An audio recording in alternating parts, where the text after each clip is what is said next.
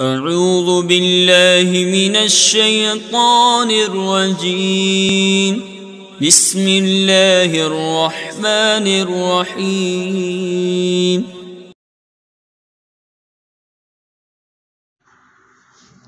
بسم اللہ الرحمن الرحیم۔ میں مجاہد حسین رضوی، استاذ دارالعلوم غریب نواز الہ آباد، درجہ رابعہ کے متعلمین سے مخاطب ہوں اور شرح جامی بحث اسم کا درس دینے جا رہا ہوں۔ آج جو عبارت آپ کو پڑھنی ہے کلمے کی تعریف میں، اور وہ آخری لفظ ہے کلمے کی تعریف کا، وہ کیا ہے؟ مفرد۔ وَهُوَ إِمَّا مَجْرُورٌ عَلَىٰ أَنَّهُ صِفَةٌ لِمَعْنًى وَمَعْنَاهُ حِينَئِذٍ مَا لَا يَدُلُّ جُزْءُ لَفْظِهِ عَلَىٰ جُزْئِهِ وَفِيهِ أَنَّهُ يُوهِمُ أَنَّ اللَّفْظَ موضوع للمعنى المتصف بالإفراد والتركيب قبل الوضع وليس الأمر كذلك فإن اتصاف المعنى بالإفراد والتركيب إنما هو بعد الوضع فينبغي أن يرتكب فيه تجوز كما يرتكب في مثل من قتل قتيلا فله سلبه أو مرفوع على أنه صفة لللفظ ومعناه حينئذ ما لا يدل جزءه على جزء معناه ولا بد حينئذ من بيان نكتة في إيراد أحد الوصفين جملة فعلية والآخر مفردا وكأن النكتة فيه التنبيه على تقدم الوضع على الإفراد حيث أتى به بصيغة الماضي بخلاف الإفراد، وأما نسبه وإن لم يساعده رسم الخط فعلى أنه حال من المستكن في وضع أو من المعنى فإنه مفعول به بواسطة اللام، ووجه صحته أن الوضع وإن كان مقدما على الإفراد بحسب الذات لكنه مقارن له بحسب الزمان، وهذا القدر كاف لصحة الحالية وقيد الإفراد لإخراج المركبات مطلقا سواء كانت كلامية أو غير كلامية، فيخرج به عن حد الكلمة مثل الرجل وقائمة وبصري وأمثالها مما يدل جزء لفظه منه على جزء المعنى لكنه يعد لشدة الامتزاج لفظة واحدة وعورب بإعراب واحد، وبقي مثل عبد الله علما داخلا فيه مع أنه معرب بإعرابين، ولا يخفى على الفطن العارف بالغرض من علم النحو أنه لو كان الأمر بالعكس لكان أنسب۔ اب آپ تشریح سماعت فرمائیں۔ تشریح یہ ہے کہ مفرد جو ہے کلمے کی تعریف میں، اس میں اعراب کے اعتبار سے تینوں حرکتوں کا احتمال ہے۔ مفرد مرفوع بھی ہو سکتا ہے، منصوب بھی ہو سکتا ہے، مجرور بھی ہو سکتا ہے۔ شارح نے سب سے پہلے جر والی صورت کو اپنایا ہے کیونکہ اس صورت میں وہ معنی کی صفت بنے گا اور وہ مفرد کے ٹھیک متصل ہے معنی کے صفت ہونے کی صورت میں۔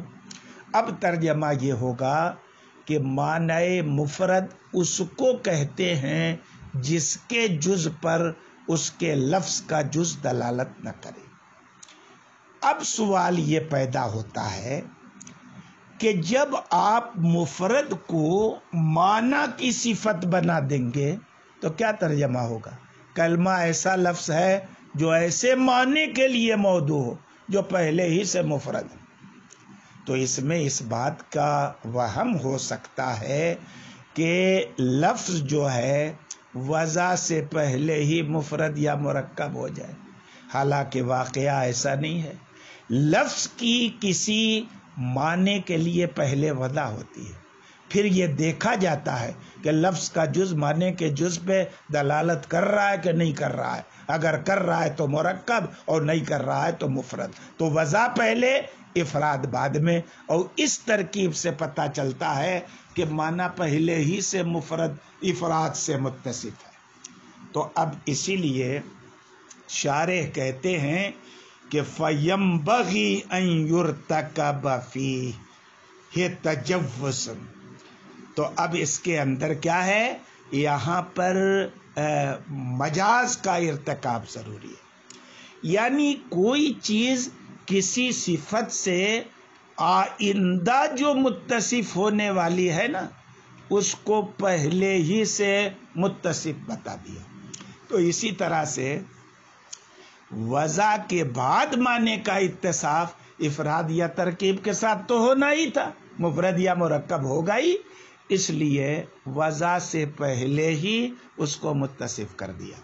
اس کی نظیر حضور اکرم صلی اللہ علیہ وسلم کی حدیث ہے کہ من قتل قتیلا، جو کسی قتیل کو قتل کرے، تو قتیل تو اسے کہتے ہیں جسے قتل کر دیا گیا ہو، اور جسے قتل کر دیا گیا تو اسے کیا قتل کیا جائے گا؟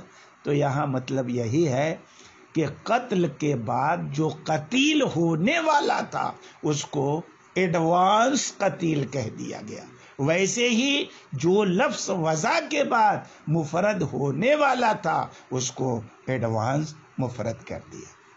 یہ ایک احتمال رہا۔ دوسرا احتمال یہ ہے کہ لفظ مفرد اس بنیاد پر مرفوع ہو کہ لفظ کی صفت ہے، تو اب مفرد پر رفع پڑھا جائے گا، لفظ کی صفت بنے گا۔ اب ایسی صورت میں لفظ مفرد اسے کہیں گے جس لفظ کا جز معنی کے جز پر دلالت نہ کرے، یہ معنی ہوگا۔ اب اگر مفرد کو لفظ کی صفت قرار دیں تو اس وقت یہ سوال ہوگا کہ لفظ کی پہلی صفت وضع ہے جو صیغہ ماضی ہونے کی وجہ سے جملہ ہے، اور مفرد دوسری صفت ہے جو مفرد ہے، تو دونوں صفتوں میں تغایر کیوں ہے؟ ایک صفت جملہ اور دوسری صفت مفرد۔ اب شارح نے یقینی طور پر کوئی بات نہ کہہ کے یہ کہا ہے گویا کہ اس میں نکتہ یہ ہے، یعنی ایک صفت کو جملہ فعلیہ لانے میں، دوسری صفت کو مفرد لانے میں نکتہ یہ ہے کہ سامع کو، ناظر کو اس بات پر تنبیہ ہو جائے کہ لفظ کی وضع معنی کے لیے پہلے ہوتی ہے، جیسا کہ وضع ماضی مجہول سے سمجھا جاتا ہے پہلے ہو چکا، اور لفظ کا مفرد یا مرکب ہونا بعد وضع ہوتا ہے۔ یہ دوسرا احتمال ہوا۔ کہتے اما نصب، رہ گیا اس کا منصوب ہونا۔ لفظ مفرد میں تیسرا احتمال نصب کا ہے، اس کو بیان کر رہے ہیں۔ بیان کرنے سے پہلے کہتے ہیں کہ رسم الخط اس کی موافقت نہیں کرتا، کیونکہ رسم الخط یہ ہے کہ اگر منصوب پڑھنا ہے تو دال دو زبر دن نہیں ہوگا، دال الف دو زبر دن ہوگا۔ اس کا جواب یہ ہے کہ دیکھیے یہ متقدمین کا رسم الخط ہے، متاخرین کے نزدیک الف کی کوئی ضرورت نہیں ہے۔ اور دوسرا جواب یہ ہے کہ جب کہیں پر منصوب ہونا طے ہو تو الف لکھ دیا جاتا ہے، اور جب منصوب ہونا طے نہ ہو بلکہ مرفوع اور مجرور ہونے کا بھی احتمال ہو تو لکھا نہیں جاتا، تاکہ تینوں احتمال برابر رہے۔ بہرحال مفرد کے منصوب ہونے کی وجہ ہے کہ یہ حال ہے۔ حال کس سے ہے؟ یا تو وضع کی ضمیر سے ہو یا معنی سے ہو۔ ان دونوں صورتوں میں ایک اعتراض پڑے گا کہ اعتراض کیا پڑے گا کہ حال یا تو فاعل سے ہوتا ہے یا مفعول سے ہوتا ہے، اور وضع میں جو ضمیر ہے وہ فاعل ہے نہ مفعول ہے بلکہ نائب فاعل ہے۔ اسی طرح سے معنی نہ ترکیب میں فاعل ہے اور نہ مفعول ہے، تو پھر حال کیسے بن گیا مفرد؟ اس کا جواب یہ ہے کہ نائب فاعل بھی حکماً فاعل ہوتا ہے، اور صاحب مفصل کے نزدیک تو نائب فاعل حقیقتاً فاعل ہوتا ہے۔ اور اسی طرح سے جو معنی کا لفظ ہے وہ بھی بواسطہ حرف جار یعنی لام کے واسطے سے مفعول بہ ہے، یعنی مجرور نہیں ہے، دیکھنے میں مجرور ہے، حقیقتاً وہ لام کے واسطے سے مفعول بہ ہے، تو اب حال بننا صحیح ہو گیا۔ اس کے بعد کہتے ہیں وَوَجْهُ صِحَّتِ، حال کے صحیح ہونے کی وجہ، یہ بیان کرنے کی کیا ضرورت تھی؟ یہ دراصل یہاں پر وارد ہونے والے ایک اعتراض کا جواب ہے کہ اگر آپ وضع کی ضمیر سے مفردن کو حال مانیں گے تو ایسا کرنا صحیح نہیں ہوگا، اس لیے کہ جب آپ مفردن کو وضع کی ضمیر سے حال قرار دیں گے تو حال اور عامل حال کا زمانہ ایک نہیں ہوگا۔ کیوں؟ اس لیے کہ وضع پہلے ہوتی ہے اور مفرد ہونا بعد میں ہوتا ہے، تو وضع کا زمانہ مقدم ہے اور افراد کا زمانہ مؤخر ہے، تو حال میں عامل فعل کا زمانہ اور حال کا زمانہ دونوں ایک نہیں رہا، اور ہونا چاہیے ایک، تو حال بننا صحیح نہیں ہوگا۔ شارح نے اس کا جواب دیا ہے کہ وضع کو جو افراد پر تقدم ہے وہ ذاتی ہے نہ کہ زمانی، ذاتی ہے نہ کہ زمانی، یعنی افراد اپنے وجود میں وضع کا محتاج ہوتا ہے، تو طبعاً وضع یعنی ذاتی طور پر افراد سے مقدم ہوگا، لیکن وضع اور افراد دونوں کا زمانہ ایک ہی ہوگا، اور اتنی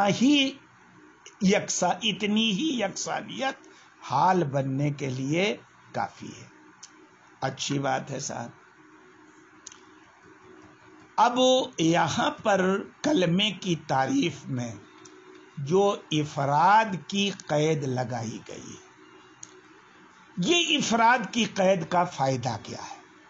اس کا فائدہ بیان کرتے ہیں کہ افراد کی قید یہ مطلقاً مرکبات کو نکالنے کے لیے، کہ کلمہ وہ ہوتا ہے جو مفرد ہو، تو اب سارے مرکبات نکل جائیں گے، خواہ مرکبات کلامیہ ہوں جیسے زید قائم، ضرب زید، یا غیر کلامیہ ہوں جیسے غلام زید، رجل عالم، یہ سارے مرکبات کلمے کی طرح تعریف سے خارج ہو گئے، اور جیسے یہ خارج ہو گئے اسی طرح سے الرجل، قائمۃ، بصری، یہ بھی خارج ہو گئے، یعنی ایسے سارے اسما جو دیکھنے میں ایک ہیں لیکن معنوی اعتبار سے وہ دو ہیں، یہ سب خارج ہو جائیں گے، کیونکہ الرجل میں الف لام کی الگ دلالت ہے، رجل کی الگ دلالت ہے، قائمتن میں قائم کی الگ دلالت ہے، تا کی الگ دلالت ہے، بصری میں بصرہ کی الگ دلالت ہے، یا نسبتی کی الگ دلالت ہے، تو یہاں لفظ کا جز معنی کے جز پر دلالت کرتا ہے، تو مفرد نہیں ہوا، بھلے شدت اتصال کی بنیاد پر ان کو ایک کلمہ سمجھا جاتا ہے۔ اچھی بات ہے، لیکن کلمے کی تعریف میں حالت علمیت والا عبداللہ داخل رہا۔ کیوں؟ کیونکہ عبداللہ میں دیکھنے میں بھلے دو لفظ ہے، لیکن اس کے لفظ کا جز علم ہونے کی صورت میں معنی کے جز پر دلالت نہیں کرتا، کیونکہ عبداللہ پورا کا پورا ذات عبداللہ پہ دلالت کرتا ہے کہ نہیں؟ تو اب ایسی صورت میں عبداللہ جو ہے یہ کلمہ کی تعریف میں داخل رہے گا، لیکن شارح اس پر اعتراض کر رہے ہیں کہ نحو میں بالذات الفاظ سے بحث ہوتی ہے اور معنی سے بحث کیسے ہوتی ہے؟ ضمنی ہوتی ہے۔